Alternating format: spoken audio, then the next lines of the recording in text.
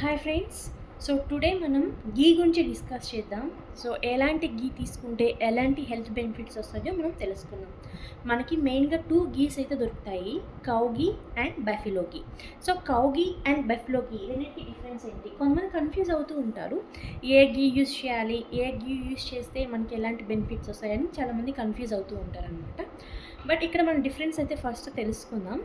Cow గీలో and buffalo గీలో గీలో మనకి energy levels అనేవి same ఉంటాయి. ఓకే, అంటే క్యాలరీస్ అనేవి సేమ్ వస్తాయి. అండ్ ఫ్యాట్ కూడా సేమ్ ఉంటాయి. బట్ కౌ గీలో ఉండే ఫ్యాట్ డైజెస్టిబిలిటీ ఎంత ఉంటుందంటే 96% మన బాడీలో డైజెస్టిబిలిటీ ఉంటుంది. అండ్ బఫెలో గీలో ఉండే ఫ్యాట్ డైజెస్టిబిలిటీ కొద్దిగా తక్కువగా ఉంటుందన్నమాట. సో ఇంత 96% డైజెస్టబుల్ ఉండే ఫ్యాట్ ఏ ఫుడ్లో ఉండదు, ఒక కౌ గీలో మాత్రమే ఉంటుంది. సో ఎంత డైజెస్టబిలిటీ అయితే ఇది లైట్గా ఉంటుంది అండ్ మనకి కాన్స్టిపేషన్ లాంటి ప్రాబ్లమ్స్ను కంట్రోల్ చేస్తుంది అండ్ మెటబాలిజం ఇంప్రూవ్ చేస్తుంది. కాబట్టి ఈ ఫ్యాట్ని మనం హెల్దీ ఫ్యాట్గా కన్సిడర్ చేయొచ్చు. అండ్ ఒమేగా 3 ఫ్యాటీ యాసిడ్స్ కూడా ఉంటాయి. ఒమేగా 3 ఫ్యాటీ యాసిడ్స్ ఎందుకు పనిచేస్తాయి? మన బాడీలో ఉండే విజువల్ ఫ్యాట్ని కంట్రోల్ చేయడానికి అండ్ మన గట్ హెల్త్ని ఇంప్రూవ్ చేయడానికి ద బెస్ట్ అనమాట ఒమేగా 3. దాంతోపాటు మనకి బ్రెయిన్ ఫంక్షన్కి కానివ్వండి, ఏదైనా బాడీలో ఇన్ఫ్లమేషన్ తగ్గించడానికి ప్రతి ఒక్క దానికి మనకు ఒమేగా 3 ఫ్యాటీ యాసిడ్స్ అనేది చాలా ఇంపార్టెంట్. సో మనకు బఫెలో గీలో కూడా ఉంటాయి. కంపేర్ టు దిస్ కౌ గీ అనేది కొద్దిగా డైజెస్టిబిలిటీ ఎక్కువ ఉంటుంది కాబట్టి తీసుకోవచ్చు. ప్రోటీన్ రెండిట్లో ఉండదు. అండ్ వైటమిన్స్ అనేవి మన కౌ గీలో కెరోటిన్ ఎక్కువగా ఉంటుంది. ఓకే, కెరోటిన్ ఎక్కువగా ఉంటుంది కంపేర్ టు బఫెలో గీ. ఈ కెరోటిన్ మనకి ఎందుకు యూజ్ అవుతుంది? ఐసైట్ని ఇంప్రూవ్ చేయడానికి అండ్ దాంతోపాటు మనకి స్కిన్ హెల్త్ని ఇంప్రూవ్ చేయడానికి, బ్రెయిన్ ఫంక్షన్, ఇన్ఫెర్టిలిటీని క్యూర్ చేయడానికి. సో చాలామంది ఇన్ఫెర్టిలిటీతో నవేడేస్ సఫర్ అవుతున్నారు. ఆ ఇన్ఫెర్టిలిటీ మనకి తగ్గాలి అన్నా సరే మనకి వైటమిన్ ఏ అనేది చాలా ఇంపార్టెంట్. మనకి కౌ గీలో వైటమిన్ ఏ కెరోటిన్ ఫామ్లో దొరుకుతుంది. దట్టు బీటా కెరోటిన్, అంటే డైజెస్టబిలిటీ ఎక్కువగా ఉంటుందన్నమాట. ఇప్పుడు మనం బఫెలో గీ గురించి మాట్లాడుకున్నాం. సో బఫెలో గీలో మనకి వైటమిన్స్ అనేటివి కంపేర్ టు కౌ గీ తక్కువగా ఉంటాయి. బట్ కాల్షియం అనేది ఎక్కువగా ఉంటుంది compare to cow ghee. Magnesium కూడా ఎక్కువగా ఉంటుంది. Okay, compare to cow ghee, buffalo గీలో అవి ఎక్కువగా ఉంటాయి. ప్లస్ ఇప్పుడు మనం మాట్లాడుకుంటే కౌ గీ ఎందుకు యూజ్ చేయాలి, ఎవరు యూజ్ చేయాలి, బఫెలో గీ ఎవరు యూజ్ చేయాలి అంటే వెయిట్ లాస్ అవ్వాలి అనుకున్న వాళ్ళు. ఎందుకంటే ఫ్యాట్ డైజెస్టబిలిటీ ఎక్కువగా ఉంటుంది. ఎనర్జీ లెవెల్స్ కూడా కంపేర్ టు బఫెలో గీ రెండిట్లో ఈక్వల్గా ఉన్నా సరే ఇది ఈజీగా డైజెస్ట్ అవుతుంది కాబట్టి ఎనర్జీ లెవెల్స్ కూడా తక్కువగా ఉంటాయి. ప్రోటీన్ అనేది ఏ గీలో మనకు దొరకదు.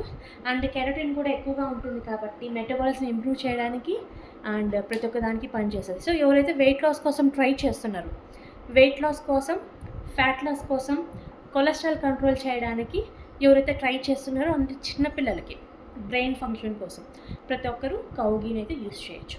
ఇప్పుడు మనము బఫెలో గీ గురించి మాట్లాడుకున్నాం. బఫెలో గీలో మనకి energy levels same like cow ghee లాగానే ఉంటాయి. అండ్ ఫ్యాట్ కూడా కొద్దిగా digestibility compare to cow ghee తక్కువగా ఉంటుంది. కాబట్టి వెయిట్ పుట్ ఆన్ అవ్వాలి అనుకున్న వాళ్ళు, ఎవరైతే బరువు తక్కువగా ఉన్నారో, బరువు పెరగాలి అనుకున్న వాళ్ళకి బఫెలోకి ద బెస్ట్ ఆప్షన్ అని చెప్పొచ్చు. ప్రోటీన్ ఎక్కువగా ఉండదు. అండ్ కాల్షియం ఏంటి, మనకి బోన్ డెన్సిటీ ఇంప్రూవ్ చేయడానికి అండ్ బోన్ స్ట్రెంగ్త్ ఇంప్రూవ్ చేయడానికి, దీంతోపాటు మనకు బ్లడ్ సర్క్యులేషన్ కానీ అండ్ ప్రతి ఒక్క దానికి కాల్షియం అనేది మెయిన్ న్యూట్రియంట్. సో ఆ కాల్షియం అనేది మనకి పుష్కలంగా కంపేర్ టు, అంటే కౌ గీలో కూడా ఉంటుంది, కంపేర్ టు ఇది దీంట్లో కొద్దిగా ఎక్కువ ఉంటుంది అనమాట. ఇది డిఫరెంట్. సో ఎవరైతే cough, cold and any seasonal ఫ్లూస్తో సఫర్ అవుతున్నారో, ప్లస్ ఎవరైతే వెయిట్ పుట్ ఆన్ అవ్వాలి అనుకుంటున్నారో అలాంటి వాళ్ళు బఫెలో గీని చూస్ చేసుకోవచ్చు. ఎవరైతే వెయిట్ లాస్ కోసం ట్రై చేస్తున్నారో, కొలెస్ట్రాల్ లెవెల్స్ని కంట్రోల్ చేయడానికి అండ్ మనకి గట్ని హీల్ చేయడానికి నేచురల్గా కౌ గీని తీసుకోవచ్చు. సో చిన్నపిల్లల నుంచి పెద్దవాళ్ళ వరకు అందరూ cow ghee and buffalo ghee use చేయొచ్చు. కాబట్టి రెండు హెల్దీ అనేది చెప్పచ్చు. కానీ మెయిన్గా చాలామంది అడిగేది ఏంటంటే గీ తీసుకుంటే కొలెస్ట్రాల్ లెవెల్స్ పెరుగుతాయా అని. 100కి 100% గీ తీసుకుంటే కొలెస్ట్రాల్ లెవెల్స్ పెరగవు. కొలెస్ట్రాల్ లెవెల్స్ ఎప్పుడు పెరుగుతాయి? మనం తీసుకున్న డైట్లో ఎక్కువగా రెడ్ మీట్ కానివ్వండి, saturated fats, trans fatty acids ఇలాంటివి ఎక్కువ తీసుకొని ల్యాక్ ఆఫ్ ఫిజికల్ యాక్టివిటీ వల్ల కొలెస్ట్రాల్ లెవెల్ పెరిగే ఛాన్సెస్ ఉంటాయి. సో గీలో మనకు ఒమేగా 3 ఫ్యాటీ యాసిడ్ ఉంటుంది. ఇది మన గట్ని హీల్ చేస్తుంది. గట్ ఎంత హెల్తీగా ఉంటే మనం కొలెస్ట్రాల్ లెవెల్స్ని అంత కంట్రోల్ చేసుకోవచ్చు అనమాట. సో గీ అనేది సేఫ్ టు కన్జ్యూమ్, ప్రతి ఒక్కరూ అనేది కన్జ్యూమ్ చేయొచ్చు. ఇట్ ఇంక్లూడ్స్ హార్ట్ ప్రాబ్లం ఉన్న వాళ్ళు కూడా. బట్ గీ తీసుకున్నప్పుడు మనం ఆయిల్ ఎంత యూస్ చేస్తున్నాం, ఆయిల్ ఇంటేక్ ఎంత ఉందో చాలా ఇంపార్టెంట్. ఎందుకంటే మనకు ఫ్యాట్ అనేది హై క్యాలరీ ఇచ్చే ఫుడ్. అండ్ మనం ఇక్కడ గీ తీసుకొని మనం యూస్ చేసే వంటల్లో కూడా ఆయిల్ ఎక్కువగా యూస్ చేస్తే ఏమవుతుంది, క్యాలరీస్ ఎక్కువ తీసేసుకుంటున్నాం. క్యాలరీస్ ఎక్కువ తీసుకుంటే ఏమవుతుంది, ఫ్యాట్ లాగా కన్వర్ట్ అయిపోతుంది అండ్ వెయిట్ పుట్ ఆన్ అయిపోతారు. Plus cholesterol levels lack of activity వల్ల and excess intake of fat వల్ల కొలెస్ట్రాల్ లెవెల్స్ కూడా ఇంక్రీజ్ అయిపోతాయి అన్నమాట. సో మనం ఎంత యూజ్ చేస్తున్నాం అనేది కూడా ఇంపార్టెంట్. సో మరింత అప్డేట్ కోసం, మరింత ఇన్ఫర్మేషన్ కోసం please follow my channel. Thank you.